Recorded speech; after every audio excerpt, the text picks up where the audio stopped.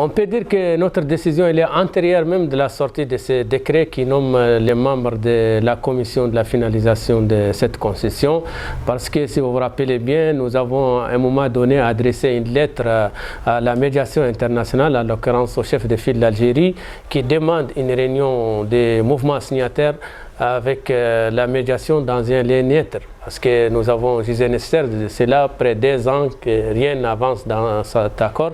Et cette demande est toujours d'actualité. Tant que cette demande n'a pas eu sa réponse, je crois que tout ce qui est lié à l'accord, nous, on ne peut pas y participer. Ça ne vise pas forcément le projet de la concession, même si nous avons des observations, des réserves par rapport à cette commission, par rapport même au projet de la concession.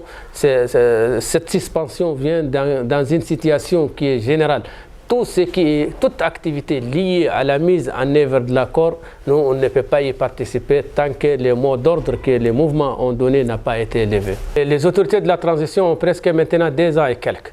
Donc, le problème ne se situe pas à qui représente qui, mais le problème se situe au niveau des résultats.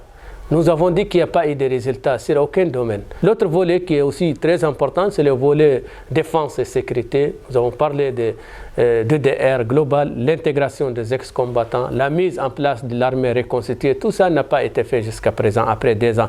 Donc, le fait que les ministres ou le gouvernement dit que les mouvements ne sont pas représentés par leurs premiers responsables, ça c'est nouveau. Et nous, notre suspension n'est pas liée au fait que le gouvernement n'est pas représenté par un ministre à la réunion du CSA. Nous, notre suspension est liée aux résultats, parce que nous avons dit qu'il n'y a pas eu de résultats significatifs par rapport à la mise en œuvre de l'accord jusqu'à présent.